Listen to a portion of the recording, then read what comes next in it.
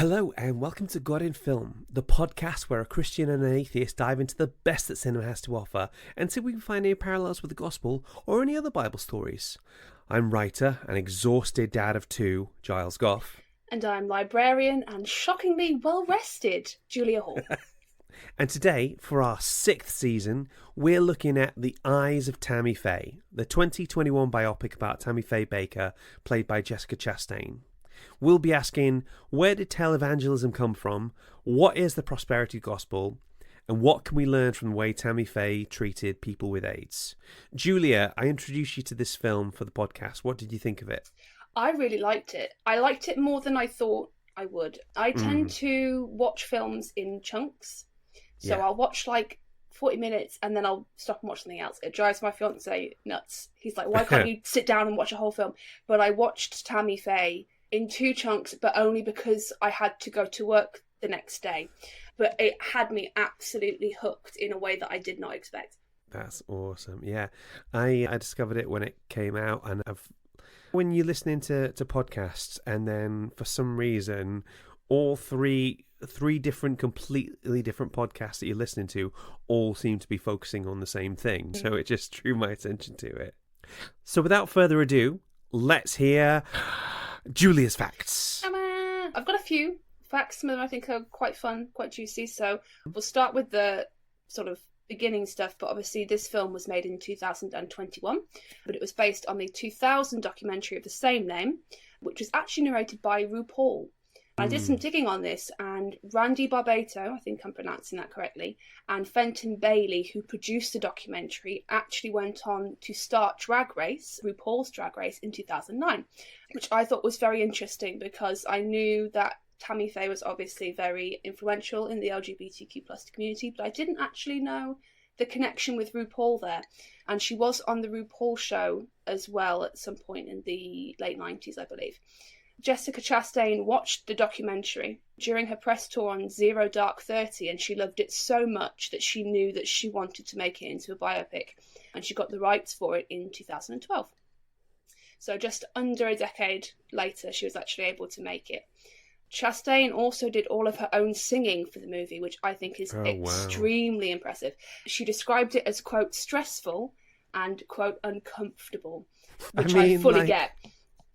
Stressful and uncomfortable is a 2-word review for Zero Dark 30 as well. I can't think of 2 films that are more diametrically opposed in any way, shape or form. That's awesome. And her voice was not the only thing that she had to kind of drastically transform for the movie. The prosthetics as well that she wore to transform into Tammy Faye were pretty extensive. So the shortest amount of time it took to put on, and this is things like, so you've got silicone cheeks and chin and nose tape. Later on there's like neck and bodysuits and stuff. The shortest time, the least amount of time, is 3.5 hours, but including makeup and hair and costume, sometimes it could take up to 7 hours, which is absolutely wild to me. Unsurprisingly, it did get an Oscar and a BAFTA as well for makeup and hair, I believe, possibly as well, but definitely for makeup. Yeah, I'm trying to describe the way I feel about the makeup in this. Is terrifying the right word to use? Yeah, I think I do know what you mean. It's uncanny. The resemblance is, you can I think in the earlier scenes when she's a lot younger, you can see a lot more of Chastain in them, but as the prosthetics kind of layer up, she's Tammy. She is Tammy Faye. The transformation is incredible. Even with the mascara and the tattooed eyeliner on later. And while Chastain was researching for the movie, there's that image, when you think of Tammy Faye, you often think of this very kind of overly emotional woman with sort of mascara all running down her face. But actually, Tammy Faye's mascara never ran because she always wore waterproof. And these kind of drippy mascaras, sort of caricatures, were only actually from comedy sketch shows. Chastain mentioned that when she thought of Tammy Faye, she could seem to remember a lot of this mascara running as a theme, but actually that never happened to the real Tammy Faye, because she was prepared and she always wore waterproof eyeliner. Smart girl. Damn right. I love that. It's really interesting, that, isn't it? When something you start to see in parody becomes so associated with the original thing. And I think especially she was vilified and made fun of and parodied a lot in her life. It is, I suppose, unfortunate in a way that an element of when we think of Tammy Faye and we think of that image that's not really her, it's a kind of almost like a Mandela effect of of who she actually was. Definitely. It wasn't just, I've spoken a lot about Jessica Chastain, but Andrew Garfield as well did a lot of research for the film, and both him and Chastain actually went to Sunday service while they were shooting the film at a place called Morningside Church in South Carolina, which is on the site or near Heritage USA, which was like the big kind of... The theme park. The theme park, which I thought, I mean, that's dedication. They would grab Starbucks and then they'd go to Sunday service at this church, but it also meant that they could talk to people who also knew Tammy Faye in a much closer proximity. Yeah, but I think that's dedication. Definitely. Dedication. I'll be honest with you, I was less impressed with Andrew Garfield's old man makeup. Yes, actually. It reminded me a little too much of Ant and Dec's Friday Night Takeaway, or whatever it was. Do you know what I mean? Yeah, I do wonder if they spent all the budget on Jessica Chastain and went, oh. And Andrew Garfield went, so what am I getting? And they went, oh, man, I'm back. Get the work experience kid in. Get the intern. Let him just slap on a bit of silicone there. Let's just see what happens. There is one moment when Tammy Faye is in the prison as she's talking to Jim on the other side. And it would not have been out of place for Batman to come out from behind her, just start like beating her for information. She does look like a ginger version of the Joker at some point. Yeah, it's extreme, isn't it? Yeah. Yeah. There's so much rubber on there. It looks like she looks like a Jim Henson character at one point. Statler and Waldorf is that with the very pronounced kind of nose and chin and cheeks. Yeah. Though, speaking of, there's a little bit at the end, near the end of the film, where a few of her neighbours, the teenage boys, and they're kind of talking about her and saying, "Oh, freak, there she is. I told her that she lives here," and she go over and she says, "You can talk about me as much as you want, but you've got to say hi to me first." I loved that bit. That was one of my favourite bits. I love that too. But apparently, according to her son Jay, this is based on not a singular real event, but something that happened quite often with Tammy. I read in an article, quote, Jay remembers going to a Palm Desert mall with his mother and inevitably seeing kids wearing I Ran Into Tammy shirts, novelty tees where the text is accompanied by a splatter of makeup. What she would actually do is go up and ask if they were hungry, says Jay. His mother would then march the kids over to the Marie calendars and pay for whatever they wanted to order. She'd say, you can get whatever you want, and then we'll just sit and talk. And I think that's lovely. Gosh, that's something else, isn't it? I think that's her in a nutshell. I think if you asked me to explain Tammy Faye to you in one story, in one kind of anecdote, that's, I think, maybe up there with what really encompassed her as a person. Yeah, 100%. Just the way that somebody's criticising you and you know somebody's treating you like a joke, and then to go up and like deliberately try and make friends with them, basically. Yeah, and that takes a lot of guts. A lot of guts. That's all of my facts. Those facts were wonderful, Julia. Thank you so very much. Hi guys, it's Claire. Just popping in to say you should definitely check out our Patreon page. If you head to www.patreon.com/godinfilmpodcast, you'll find loads of bonus content such as extended interviews, extra little bits that didn't quite make it into the episode, as well as exclusive patrons-only episodes, like our Godin Gaming episode. Plus, if you sign up to our Bishop Waller Bridge tier, you'll get to hear episodes in advance, like our episode on The Fablemans right now. So why not give it a try? And if that's not doable, did you know you can help the podcast for free by writing us a review, giving us a shout out on social media, or just telling a friend about us?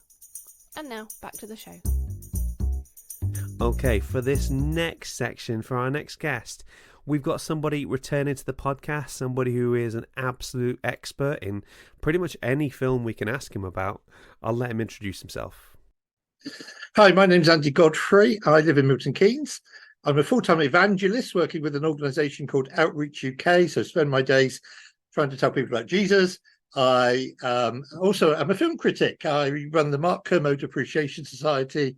I write for Sorted magazine, and I review films on Connect Radio. So that's a little bit about me. Andy, thank you so much. It's such a joy to have you back on the show. I think last episode we had you on was last year for Blade Runner, and that is like one of our most popular episodes ever. So I think you can take some credit for that. Well, that's lovely to hear. I mean, Blade Runner we'll talk about till the cows come home. So obviously we're here to talk about The Eyes of Tammy Faye. Do you want to just tell us a little bit about the film? The Eyes of Tammy Faye, Giles, came out in 2021. It's a biographical drama directed by Michael Showalter, and it's actually based on a screenplay which was based on a documentary. The documentary had the same name. We have the story of Tammy Faye and Jim Bakker, who get married, who they fall in love. They meet at theological college. They fall in love. They start a television career preaching, one of these televangelists, and eventually they face a downfall. It's a really fascinating story of a television evangelist and his wife who start out with really great intentions and then end up, well, in fact, Jim ended up in prison for 6 months and eventually was outed as being gay.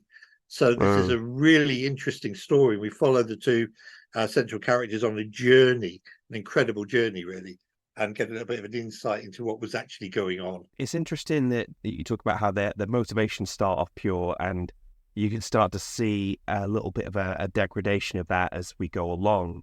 I think often these guys get linked in with, we're talking about the prosperity gospel, don't they? Yes. And that sort of starts to impact their motivations. How would you define prosperity gospel? Okay, so prosperity gospel are people who stand up and say, if you believe in God, God will give you everything you want. But you can literally ask God for a Ferrari and a Ferrari will turn up. They believe that if you ask God for money, he will provide you with more than you need. It's this kind of teaching that says, because you are on God's side, God is now on yours, which I agree with. God will do whatever you ask of him. A lot of these televangelists in America, I remember having a holiday to Florida some years ago. We took my daughter to Disney World and I was watching some of them on TV. And they're literally just saying, trust in God, believe in Jesus, believe in the Bible, name it and claim it. You can have anything you want. This is really the road that they started to go down. Although, as we've just said, I think that they started out really good. And I think their motivations at the beginning were quite pure, were quite good. They just slowly got drawn into this world. As they began to get more famous, as they began to get more money, as they began to live in bigger homes, as they began to drive bigger cars, they needed to pay for all that. And so they started this television ministry. I mean, there are television evangelists in America who say, if you send me $1,000, I will pray for you. You've got people that are gullible enough to pray to do this. I saw one televangelist, Giles, who said, if you send me $1,000, I'll pray for you every day for a month. And I'll pray 3 things. I'll pray for your health, I'll pray for your social life, and I'll pray for your wealth. And I remember thinking, if I send you $1,000, mate, you better be praying for my wealth. Because, it's just ridiculous. And I think what happened with Tammy and Jim Bakker was that they began to meet other televangelists. They began to move in those sort of circles. And they just began to get ambitions above their station. And they wanted more and more and more money, more and more physical. But there was one point they were talking about opening a spiritual theme park. I mean, don't ask me what the rides would have been. Step inside the whale and have a whale of a time. I think it ended up being like one of the most popular theme parks for Christians in America. Yeah. And, I mean, there's a great quote near the start of the film where she says to him, when he tells her that he's in love with her, they want to get married. And she says to him, and he says he's going to be a preacher. And her words are these. She says, there are words and then there's the word, referring obviously to the Bible. So they start off with the best of intentions. They want to tell people that there is a God. They want to tell people that God sent his son and his son's name was Jesus and that Jesus died on the cross and Jesus rose again. But as their ministry begins to grow, as they begin to see more and more money coming in, and, I just think that they just fall. They just become so greedy. He ends up defrauding the American tax office, gets sent to prison for 5 years. She tried to carry on the ministry while he was in prison. But there was this gradual decline. And it's kind of the old adage that absolute power corrupts absolutely, Yeah. And the love of money, as Paul says, is the root of all evil, Yeah. I think that we've got a classic example of that in Tammy and Jim Bakker. And the film, I think the film's a very powerful film. I thought the film was a really well made. So to see these two, to learn a little bit about where they came from, learn about their background, but then see this gradual decline, it's really eye-opening. What would you say has been like the lasting legacy of Jim and Tammy Faye Bakker? Do you know what? I'm not really sure, because I think the real thing has been to make us all the more cautious of these televangelists. Who do we trust? Who do we believe? You need to check people out before you start sending money to them, particularly. Yeah. I mean, that should go without saying, where is my money going? And I just think that the legacy it's a warning to us all. Be careful who you listen to, be careful who you trust, because there might be a snake in their garden, and we just don't know sometimes whether we can trust these people or not. I mean, some people who appear very renowned and very good on the Bible and what I would call solid on the Bible, and the gospel of Jesus Christ, have proved to be deceptive. They proved to be in it for their own ends. So I would say don't trust everything you see on TV is actually the main legacy that we've got from these two. I think it's made Christians in media in general be very wary and made us very much aware that there's certain routes you shouldn't go down. Does that make sense? Yeah. Not to fall into that kind of cult of celebrity. Yeah, I think so. I mean, in recent years, we've obviously lost Dr. Billy Graham. We've lost Louis Pallow. I haven't seen God bringing in a replacement for those two in terms of an internationally known worldwide preacher that everybody can talk about and everybody flocks to, And I just wonder with the demise of those two in particular, if God isn't doing something new in our day and age, where he's saying, I'm not going to send you people like that anymore. Get on with it yourselves for your own local business, And I, for one, was very glad that the film was a success. I've got to be honest, because I think we forget that Jessica Chastain, she won the Oscar for Best Actress. She was one of the producers for it as well, wasn't she? As well. The film won Oscars for Best Actress, Best Makeup, and Best Hairstyling. Yeah, that's quite an odd compliment, because her hairstyles and her makeup are absolutely horrendous. They are. It's awful. Right from that very first shot where you got the close-up of her eyes and she's applying mascara around her eyes. She needed to look good. I was thinking of the line in Back to the Future, where Marty's back in the 50s and Doc says, who's your president? Says Ronald Reagan. And he says, no wonder your president has to be an actor. He's got to look good on TV. I was thinking of that line when I was thinking about the film again this afternoon. These two look good on TV. Yeah. They really did. They were appealing. They went out amongst the audience. They sat and chatted to apparently ordinary people, backed each other up. You'd have thought they were the most happily married people in the world. Yeah. They had every reason to be, because they had every luxury that this world affords. But they got it through defrauding people tact. They got it through cheating. They got it through lying, and they slowly fell. And there's a character in that Paul talks about in one of his letters in the Bible where he says, so I forget the guy's name off the top of my head, so and so has deserted me for the love of money. And that's in one of Paul's letters. He names a character and he says that this guy has deserted me for the love of money. And that kind of sums up, I think, a lot of these televangelists, that the love of money has replaced the love of God and the love of preaching the word of God. And Jim Bakker was a great preacher. I mean, those early scenes where he's out preaching, I go out preaching quite a lot, as you know, and those early scenes when he's out preaching are brilliant, and you just see a guy who's impassioned and full of the love of God and just wanting to share what the Bible has to say. But as things go on, there is this gradual decline. I thought the film was very entertaining. I know a lot of people who aren't Christians who saw it and enjoyed it. I don't think it did our cause any good. Who genuinely want to preach the gospel. When people first hear the word evangelist, they think of these kind of guys. It doesn't make your job any easier. No, it doesn't. And I get churches all the time very kindly book me up to preach, and they say, well, what shall we give you in terms of money or whatever? Which my reply is always, well, it's up to you. Yeah. You know how far I'm traveling, the price of petrol, blah, blah, blah, blah, blah. At the end of the day, it's up to you. I'm not going to charge for my services of preaching the gospel. Yeah. But what happened was that these two I think they did become over ambitious. I thought they felt they could achieve more, than they could. It's almost interesting as well. There's a scene in the film where they're having a meal with other televangelists of the time. And it's almost like there's a bit of competition going on. My audience is bigger than yours. Well, my program brings in more money than yours. Well, I've had more souls saved than you, and I get a lot of in conferences where there's a lot of evangelists. And if we all sat around saying, right, I've had more souls saved than you, and 54 people came to my meeting last week. A dreadful situation, but this was going on. And it's very clear this was going on behind the scenes. So I just feel that the film tells the story very well indeed. And certainly, I think Jessica Chastain in the lead role, she deserved her Oscar because I think she absolutely sells that role with total conviction.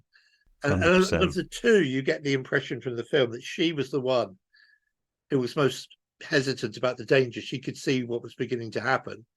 Yeah. Kind of reluctantly went along with it. Whereas Jim was saying, well, look, if we get more money, we can do this, this, and this. Yeah. And she was kind of trying to hold him back a little bit, one gets the impression. But she obviously couldn't, and he obviously did end up in prison. Yeah.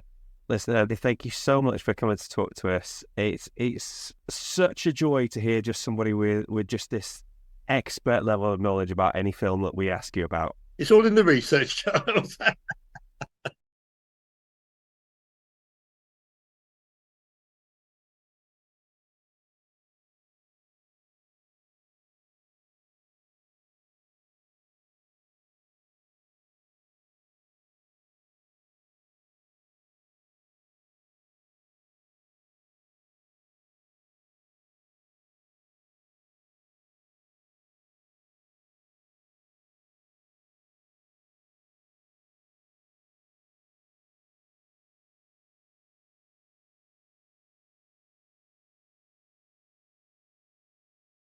So, Julia, that was Andy Godfrey. What did you think? Wow, I mean, when you told me that he knew his stuff, I mean, he really does know his stuff, doesn't he? Yeah, 100%. Do you know what was interesting was Andy sits right in the middle of a very interesting Venn diagram of being film critic and evangelistic preacher. Do you know what I mean? It's quite a resume. When I heard that, I was, it's something that you wouldn't necessarily expect a combination to work, but it absolutely does. I don't think I could have picked anyone better to talk about this particular one. And what I thought was really interesting was when he hit upon was effectively when churches want to give him money for his services, for giving a sermon. This is one of those really weird areas where if you could do it for free, you probably would. Yeah. And you can't say, well, it's not like you can give them a price list and say, well, for this I do X, Y, and Z. And that really bizarre relationship, because as we'll get into this later, when it comes to sort of Christianity and money, there's no easy answers a lot of the time. Yeah, absolutely. Fantastic. Okay, now it's time for Finding the Faith in the Film. Ba-ba! Okay, so we've got a lot of chewy stuff to get through here. I'm looking forward to this. Yeah, some stuff which is like fine-tuned for Julia enjoyment, and I think everybody else will quite like it as well. So first of all, we're going to tackle... First of all, we're going to ask, where did televangelism come from? And I think you and me are both on the same page that when you hear the word televangelist, it feels a bit cringe. It feels a little bit... Yeah, it feels a bit... slimy. Yeah, very not Christian, I think, in some ways. But...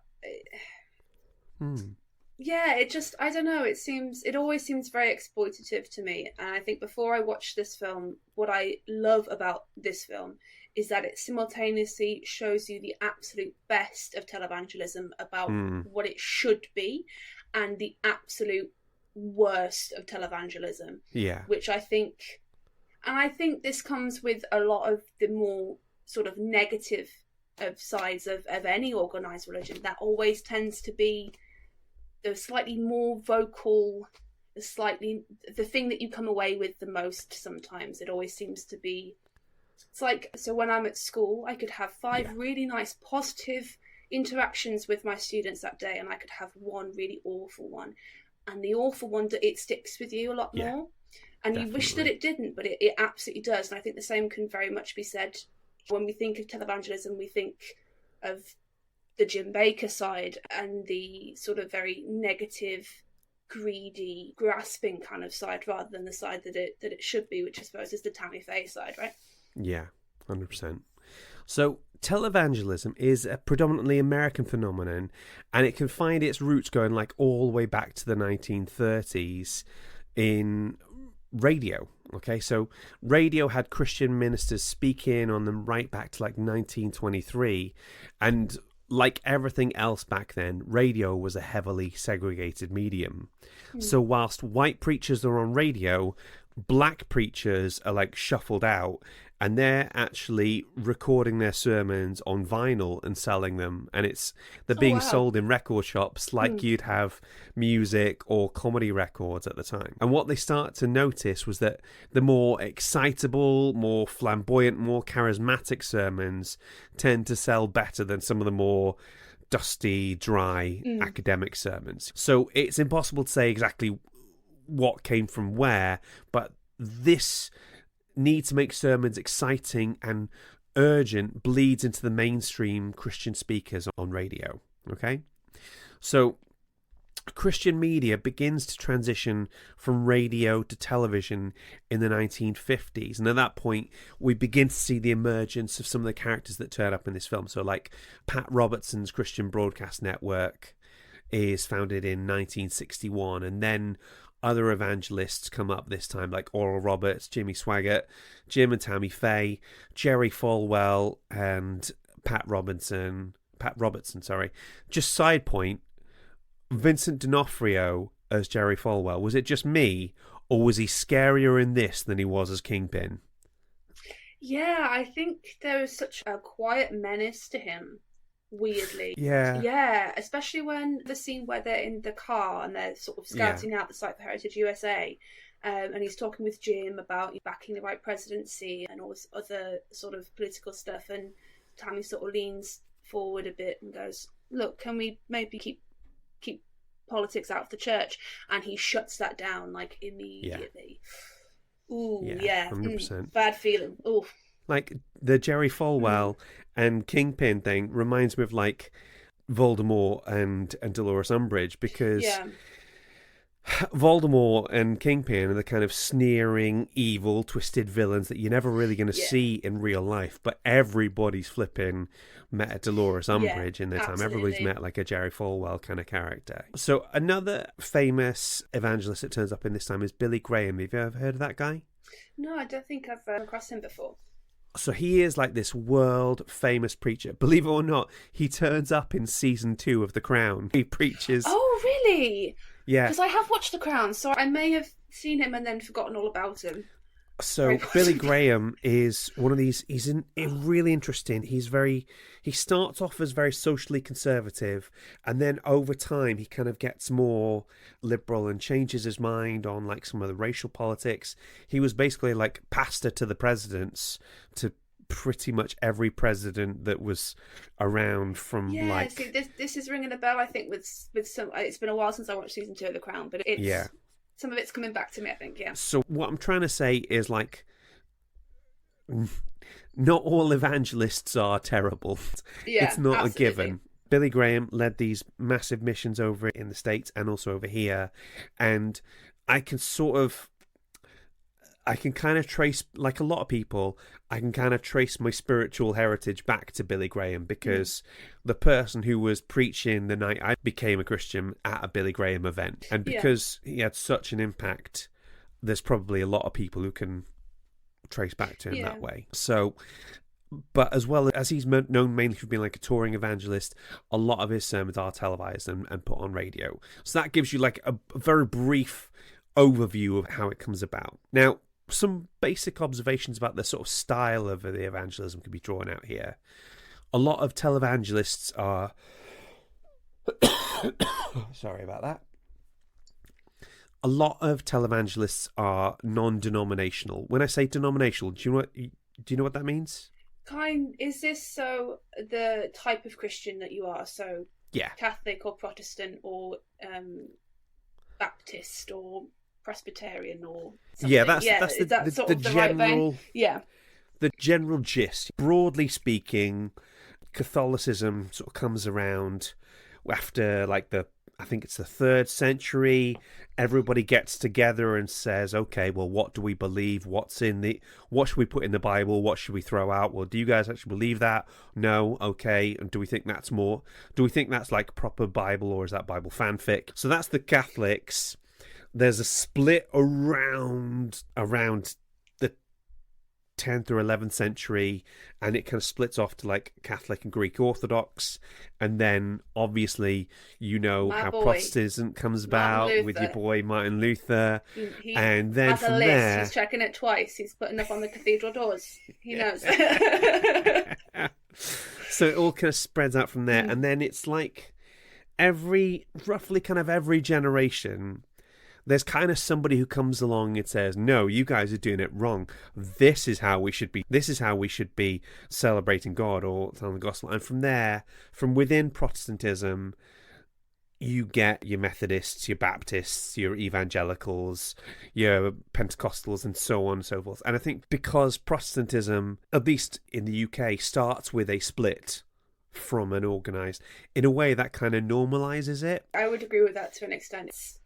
The Reformation, on the whole basis of, was, here's the stuff, you make the decision for yourself. You interpret this how you think it should be interpreted. And I think that absolutely invites, and you're going to disagree. I mean, even, I think if you maybe even put 2 Catholics in the same room and went, right, interpret this for me, they might come up with something different each time. Well, if you asked 100 people about Jesus, you'd get 100 different answers. And that's part of the beauty and also part of the frustration of it. But the point I'm trying to get at with a lot of these televangelists are non-denominational, so it means they don't ascribe to a particular type of Christianity, but it also often means they don't have much in the way of like any kind of central oversight like you might find in the Catholic Church or the Church of England. There's nobody to kind of tap them on the shoulder and be like, oh, I'm sorry, Kenneth, you went over the line there. You shouldn't have done that. But broadly speaking, if we're looking for a style, they come under the label of evangelicals, okay? Now, there's a specific denomination of evangelical Christians, and there's also just a broader description of evangelicals. I fit into that kind of broader description, and it's a style or like a type of theology that can sort of be traced back to your boy Martin Luther, but really starts to be your G, but really starts to codify much later in about, I think, 1738 with preachers like John Wesley. So, yes, typically speaking, a church service with evangelical roots tends to be, honestly, like just more exciting than that of some of the high church services. The worship songs tend to be more interesting. The preaching tends to be more engaging. So it's not surprising that this is what translates best to television. Yeah. Like in an ecosystem where people can just turn off if they get bored, you really need to be as interesting as possible. Yeah. Now, when we look at like evangelicals and politics, this is where it gets really interesting. There's something really interesting going on there. So there's different models of salvation, different ways of seeing what it is to be a Christian and what it is to be the church in the modern world. And coming back to like the black preachers preaching on vinyl, what tended to do better was the sermons that were about personal morality, and the political sermons tended to kind of get a bit sort of pushed aside, which is not hugely surprising considering that they would have been railing against things like segregation and so on. It's not a massive surprise that kind of gets nudged to the side. And in addition to this, many churches in the United States have like a tax exempt status. Yes, yeah, I think now I don't know if that's the same here as well, but I know, I have heard in America that it is. Yeah, there's interesting tax things going on.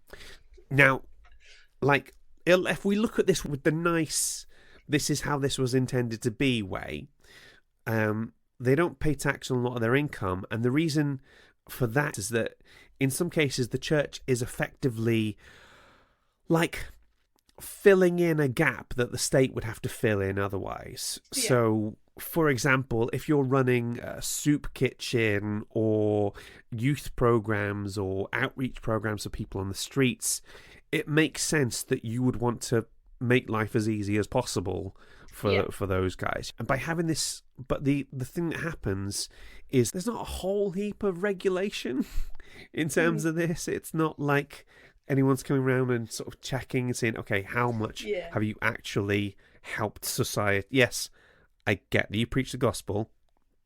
Good job. Well done. But have you actually helped your community in any way? Also, by having this tax-exempt status, that often meant you can't be overtly political or being critical of the government, because then you're more like a political advocacy group rather than a sort of charity or rather than a church. So we get this push back to, again, as we say, like personal morality being the main focus of this. And the reason why this tends to be embraced is if you can effectively tell someone that their struggles in life come from their own personal moral failings, that means there's no need to change the structures in society that disadvantage the poor or oppressed minorities. So, I mean, so that's how it should be. Like church and state, two completely separate things. Yeah. Okay, we'll give you a bit of a tax break, but just stay out of politics and just do good things. Can you do that right? Obviously, this separation of church and state doesn't really work very well, because politicians are usually eager for any support they can get to motivate their base to vote for them. So what we start to see is that these evangelicals often support any government that wants to maintain the social status quo and or demonize any minorities that could be seen as a threat. So in the 1930s, you get a radio evangelist who's like a Roman Catholic priest called Father Charles Coughlin, who has like a strong anti-communist and just slightly anti-Semitic radio programs that reach millions of listeners, you know? If we fast forward to the 1970s and the 1980s, we start to see our Dolores Umbridge character, Jerry Falwell, and his moral majority, which are courted by Republican candidates like Reagan, which we see in the film. And they're both essentially preaching the same thing. You can pull yourself up by your own bootstraps or with help from God, but what you definitely don't need is a government handout. You don't need that at all. You're fine, you know? This then leads us into the style of theology that we see at play here, which is often referred to as the prosperity gospel. Now, I know you do research like nobody's business, so I know you came across this a little bit. I do a little here and there. So what does the prosperity gospel mean to you?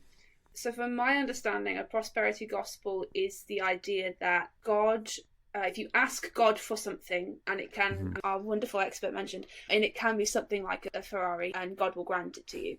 When I first heard about it, what I sort of hoped for, and indeed when I was listening to Jim Bakker in the film sort of say what prosperity gospel is, at first it seems to make sense, because I feel like, look, as an outside observer, God wouldn't want you to suffer.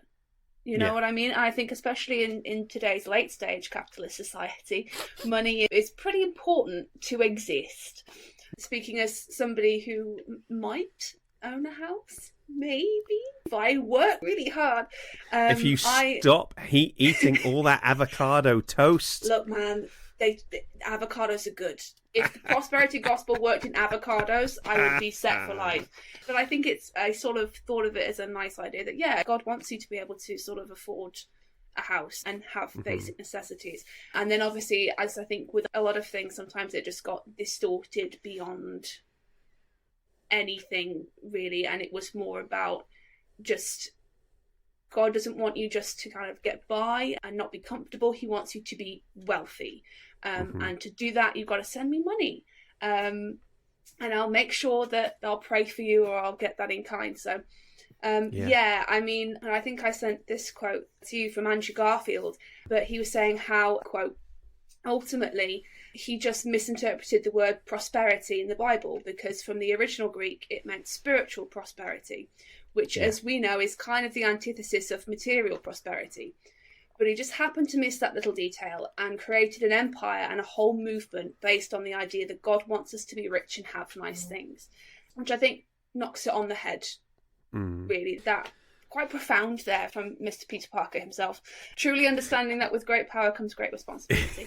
Yeah, so it's not really surprising that this type of theology really comes to the fore in America and crucially starts to sort of build momentum during the 1930s, like the Depression era, where you absolutely ties in with that American dream. Go west, find yourself a bit of land. Yeah. You expand from there, absolutely. 100%. It's the belief that God wants to deliver us not just from damnation, but also ill health and, crucially, poverty. Now,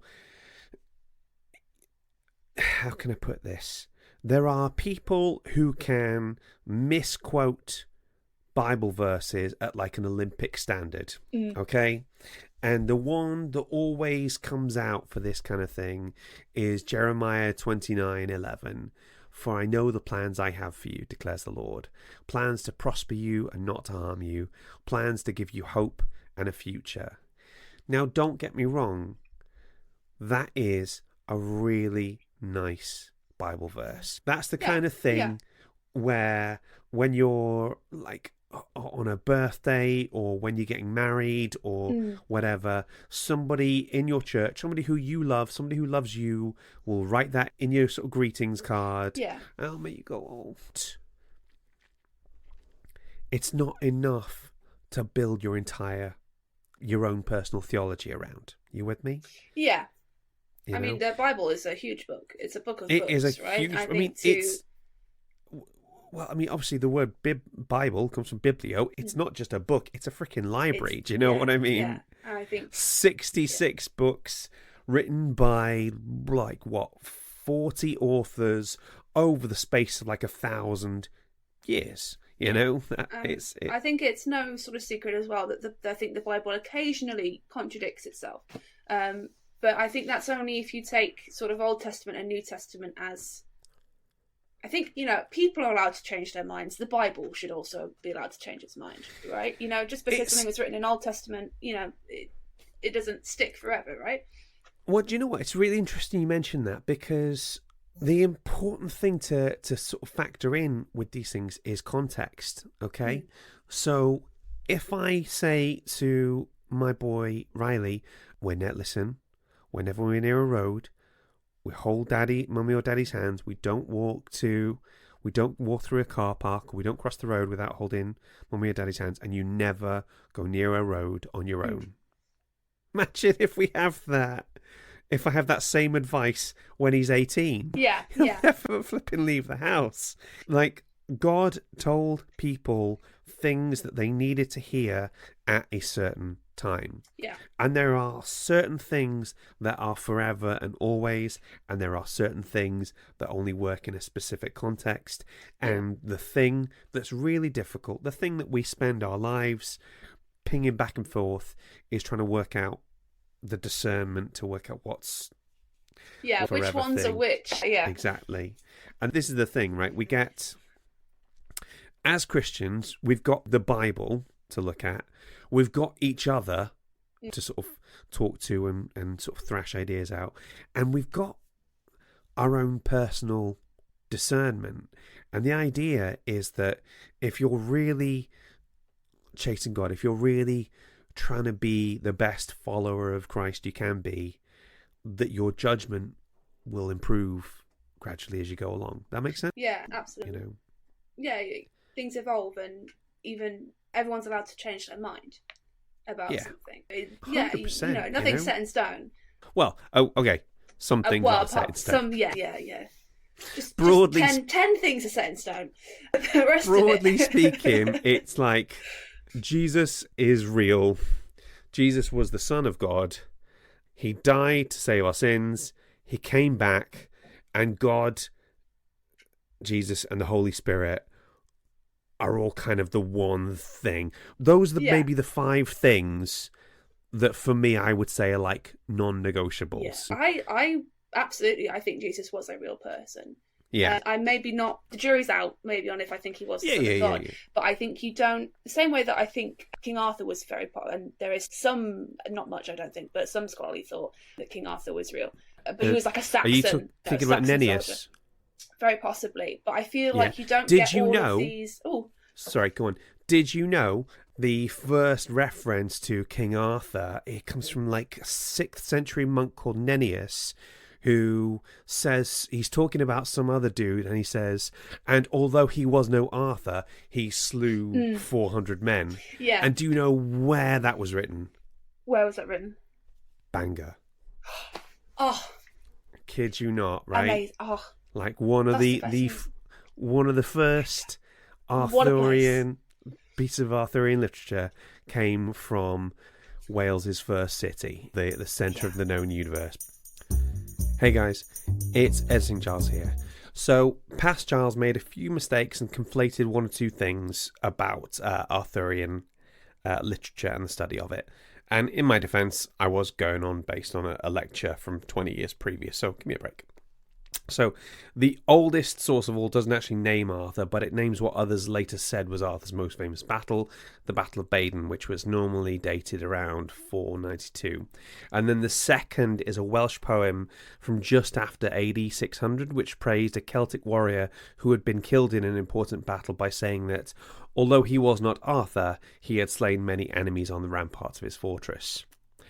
Then the third item is a history written by Nennius in the monastery in Bangor, the one which becomes Bangor Cathedral about AD 790, which is the first known attempt at a comprehensive story of Arthur. Special thanks to Lizzie Boothroyd and Professor Peter Field for helping me clear that up.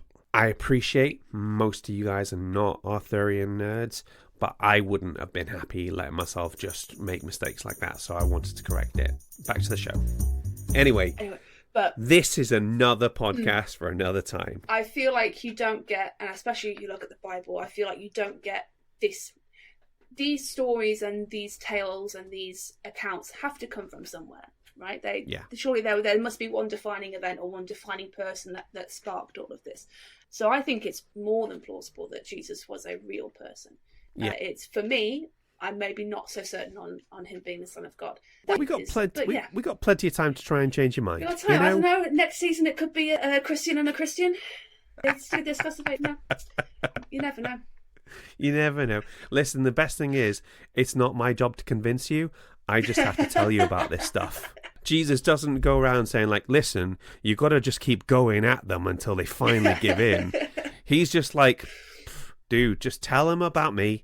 And then just move on, and then it's up to them, and it really takes the weight off my... Anyway, talking about Jesus, because you knew he was going to come up at some point. Big JC, he's got a... Big old JC, yeah.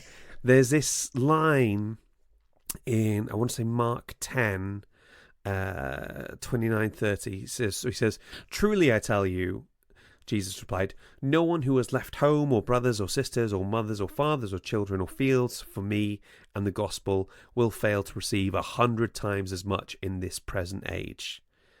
So that is, if I was trying to make an argument for the prosperity gospel, I would be saying, look, Jesus himself says if you give something away, you'll get it back 100-fold back, okay? And that's fine if it's not for the fact that comes from a whole section where Jesus has just been speaking to a rich man who says, Lord, what do I need to do to follow you?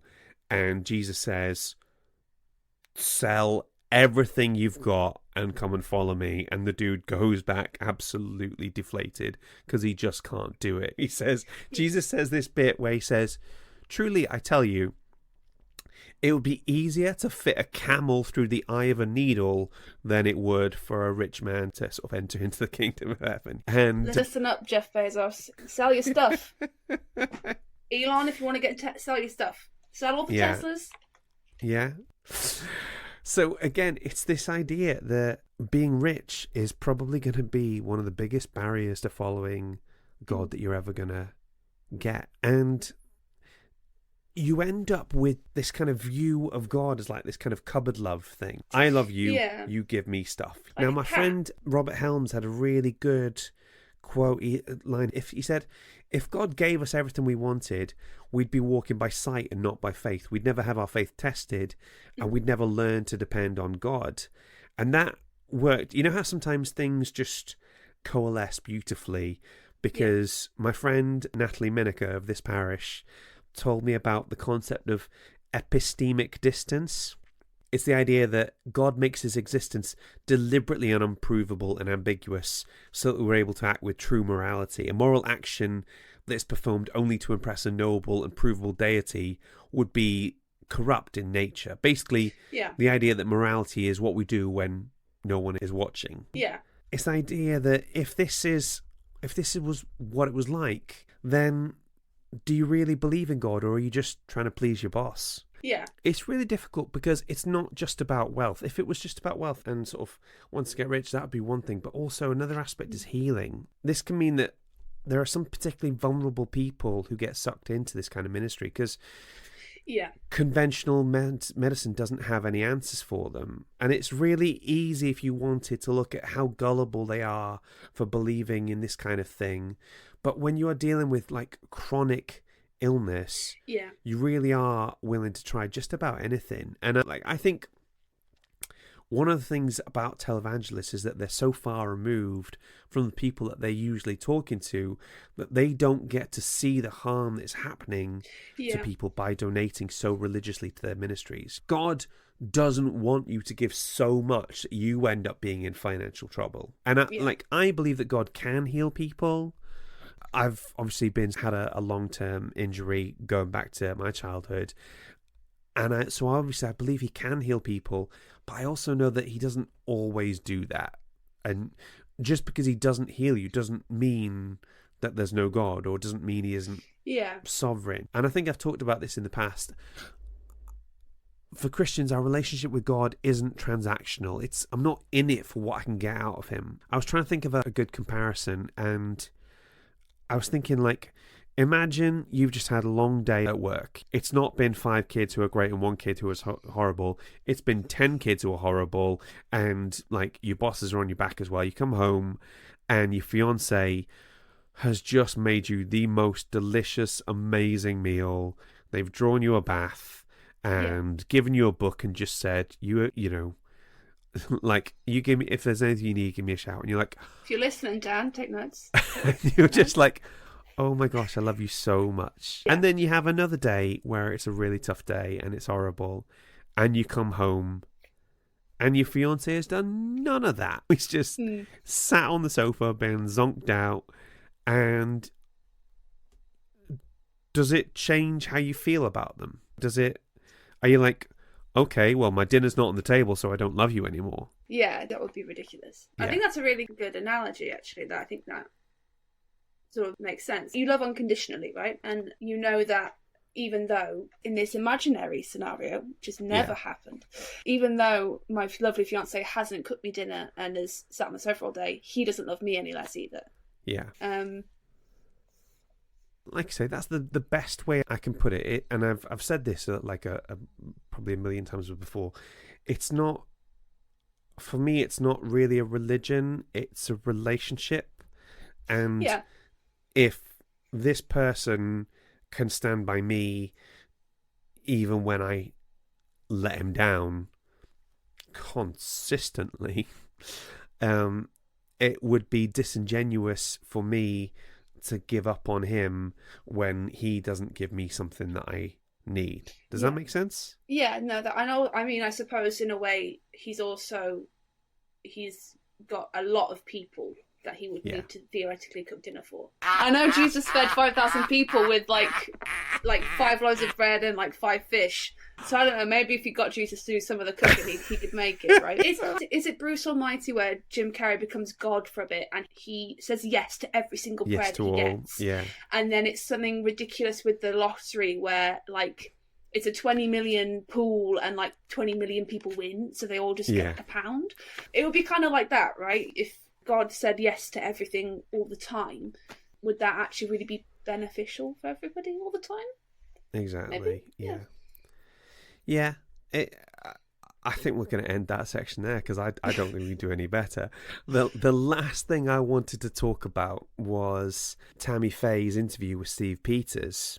So this is in the film, but it's in there for such a short period of time, and it really needs to be unpacked. So in 1985, Tammy Faye Bakker interviews AIDS activist and gay man and pastor Steve Peters on the PTL show Tammy's House Party. Now, like, Tammy's House Party isn't the serious main thing. It's not the main prestige thing. It's just, we'll just give her a little talk show.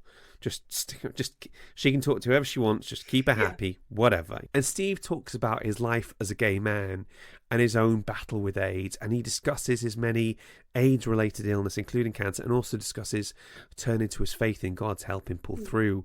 Now, I sent you the original footage of the interview of this, didn't you? What did you think of that?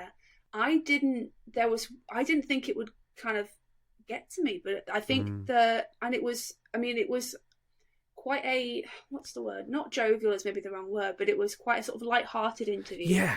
Up until it wasn't, and it's when Steve is talking about basically his near-death experience that he had 2 weeks before he was speaking, and that just bit of a lump in my throat thinking about it now. That whole thing where he was discussing praying to God and feeling a peace and sort of preparing to die, which, my God, just absolutely break it. It's something that you don't think about, I think, in sort of your day-to-day life, sort of. Yeah. Especially us young'uns, you and I, you don't put, at least I don't, you don't put a lot of thought into dying, and to have someone speak so candidly, I think. Yeah. Maybe this is just me, but certainly when I became a parent, I kept thinking about dying all the damn time. Do you know what I mean? It's just like, okay, if I die, this happens. If I did this and that and all the other. So it's, I think. But even then, maybe it's sort of the aftermath, right? What happens when I'm gone? Who picks up the pieces? Where does my stuff go? Who gets all my incredible coats? Yeah, I've spent time thinking about this. I've come up with a system. It's fine. But just to speak so candidly about that was, it was quite a lot. Now, did you know, in her introduction, she tells a little lie there, because she says that he couldn't be with them in the studio because he was in LA, they were in South Carolina, and it would put his body through too much to thing. Originally, the plan was to have him come in and be interviewed in person. Yeah. That was the plan. But none of her crew were willing to be in the same room as somebody who's an AIDS patient. I read an article that Steve Peters wrote after the film came out, where I mentioned something about basically, the sort of the studio pulled out at the last minute and left him a bit high and dry, which is... So they do the sort of studio link up, and you can tell as he's fiddling with his earpiece, neither of them are used to it. It's a little out of their budget normally. So what I thought was really interesting in that was just Tammy's the view of how her model of what Christianity should be is brilliant. She says a young man who had AIDS, and she talks about how his own parents were afraid to touch him, and his sister was too afraid to touch him. To think that I might never again have a hug, and how sad that we as Christians, who are to be the salt of the earth, we who are supposed to be able to love everyone, are afraid so badly of an AIDS patient that we'll not go up and put an arm around them and tell them that we care. And you can hear her breaking up as she... oh, bless her. I think if she isn't already crying, then she is close, because bless her, she is just so overcome with emotion. You can really tell. Yeah, and I love the way her idea is that as a Christian, you should be the gold standard when it comes to kindness. Because that's... Obviously, you should, It should be... You should be able to... People should be able to see Christ in everything you do, because you are radically kind and this sort of thing. What's really important here. And also, I thought what was fun was we see this great example of a very... specific kind of allyship, So I don't know if you've ever sort of seen this or felt this, but what we often see is like a reluctance on the part of allies to speak for a minority. Now, in a sense, that's a good thing, because you should obviously give minorities the room to speak for themselves. Yeah. And we do see Tammy Faye doing that here. She kind of gives him lots of space to do that. But what it overlooks is that often it's the audience, not the speaker, that's important. Okay? And what I mean by that is, I once heard someone say that something to the effect of, the best person to explain the problems minorities face to straight white dudes are often other straight white dudes. I think sometimes, especially people who, even if they aren't aware that they hold such an unconscious bias, I think if they had a person of colour kind of sit and explain to them Y and Z about some piece of oppression that is affecting them in that moment, they would be more likely to kind of, oh, well, it doesn't happen to everybody, and sort of explain their way out of it. Whereas if you have someone who is of their kind of club, I suppose, right, they feel their unconscious bias is not biasing, and they're more inclined to accept that as fact. Absolutely, 100%. So Tammy Faye kind of asks these questions that 21st century ears sound basic to the point of insulting. Do you remember that bit where she's like, yeah, there are a few... Have you ever kissed a woman? And he's like, well, I've kind of necked a girl. Are you sure you just haven't given a woman a good try? That was a few of them. I think if she had Twitter now and she'd written those things on Twitter, in 5 years they're going to get dug up and she'll be cancelled. We know. But it was just so funny because she has a little bit of a giggle in her voice as well. Yeah, she's just like, she knows. She feels embarrassed asking these questions, but she kind of knows that it's the kind of questions her audience would be asking. Does that make sense? Yeah, and it comes from a place of wanting to genuinely understand rather than from a place of wanting to belittle or embarrass, right? It's genuinely, I'm not quite sure how this works, please explain it to me. And you can feel that, can't you, when somebody's on your side versus when somebody's looking for a chink in your armour. Like those dudes on Twitter who say, genuine question, why do women think that they're not equal? Being like, I don't feel like this is a genuine question, you know? Like, I don't know whether to call it a meme or sort of a one-panel comic, but I don't know if you've seen it, but it's the one Walrus. That comes up, it's a peasant. Very sort of Monty Python-esque peasant, looking very sad and very kind of emaciated. And he goes, I think we maybe should change society somewhat. And then the next panel is this sort of straight white male popping out of well, going, yet you participate in society. How curious. I'm asking a genuine question. Do you know what I mean? But the Walrus is another one of this kind of, oh, well, I'm asking a genuine question. But we politely invite those guys to just get in the bin. So anyway, those questions that Tammy Faye asks are perfectly calibrated to that predominantly white, evangelical, middle-class America audience that she's speaking to. And yes, it is a bit cringe, but it's perfect. Yeah, I think looking at it with our modern sensibilities, and we understand so much more now about the gay community, they have much more of a voice, much more of a platform to express things that we know now. To turn around to a gay man and go, oh, well, have you not tried the white woman, is not quite the way to go. But 40 years ago, it's understandable. And I've talked about my position on homosexuality and the kind of the journey I went on to get to the point where I'm at now in earlier episodes. And if you want to check those out, you can find them. But one thing I keep thinking is that when you die and get to heaven, God will be like, hey, how you doing? Nice to see you. Sit yourself down. Do you want a tea or coffee or anything? Okay, you're good. Now, when it comes to your theology, you were right about this bit and this bit, but on this bit, you were a bit confused, okay? Now, it is entirely possible that I could be wrong about my pro-LGBTQ stance. And if I am, then I believe Jesus will tell me and he'll sit down and explain to me. But what I don't want him to say is that I didn't love people enough. He was abundantly clear on that bit. That bit was, there was no ambiguity. Now, if anyone is listening to this with more traditional views who thinks it's unfair that I'm accusing them of not being loving, they might say things like, we do love gay people, but we don't agree with their lifestyle, or we're accepting of gay people in our church, but we don't believe they should be in any positions of leadership. I mean, you can think that if you want, you guys, but all that is segregation with a modern twist. And I don't believe that Jesus had time for that nonsense. No, absolutely. It's more steps. Again, it's not a lifestyle. I think to phrase it as a lifestyle, speaking of someone who is bisexual, but I didn't figure this out until quite a while into my life.